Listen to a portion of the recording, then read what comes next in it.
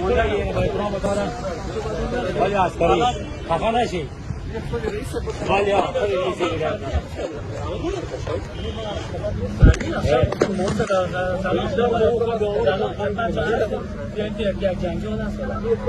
خود رئیس دینه دیگر و من شب فایده نگفتم ما پیرا میفهمیم که ما در حال معامله من میفهمم با احترام یک بچه دارم هیچ روی نمیشه احترام یک بچه داریم به چی؟ با خصوصا به بچه ها امنیتی ما ریاست هم نگیرم مدرسه شما خود بچه امریکا آدمی وطن است ما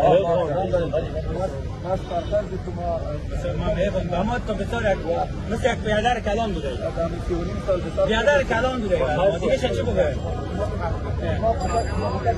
ما میگیم ما میریم به حرمت قانون به حرمت اداره و به حرمت نظام ما میریم مشکل نیست قطعا تفصیلات میکنیم ولی یک باعث ناشنایی است که یک فرهنگ نابنده بچه رو بگوید صبح باشه به خاطر ما به خاطر اداره و نظام میریم یک چیز برای بگم یک چیز از کار کرده از مثل بیادر کلان ما سرباز هستیم از کرت هستیم از خودت هستیم بازوج هستیم وجودت هستیم و دیگه چی بگویم همین تو که از سابق بودیم آلیان هستیم با خدا قسم که فشار بالا بود ما روی نداشتم بیاییم من خودم آمدیم که احترام بگیم ما با خدا قسم روی ندارم ما به احترام هزار تا او را به خاک پای برآورده میکنم یک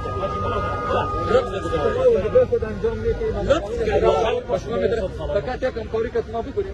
ولی همکاری که موافق امور چیزا گردونی عارفه عارف میره هزار تا ما این دیگه ما تو بسیار سواری ما وظیفه‌تان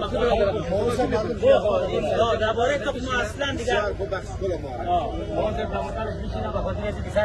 هیچ مشکل نیست باز هم ما عسکر هستیم باز هم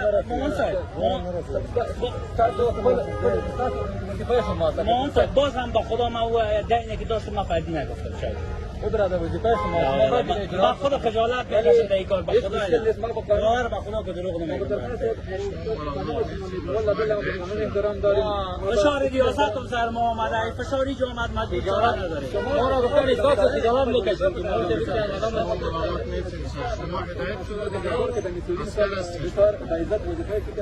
ما تا زنده باشیم در خدمت هستیم خود ما اینمی کل هستیم ما هم در خدمت هر جای باشیم بیشه که خمیس داریم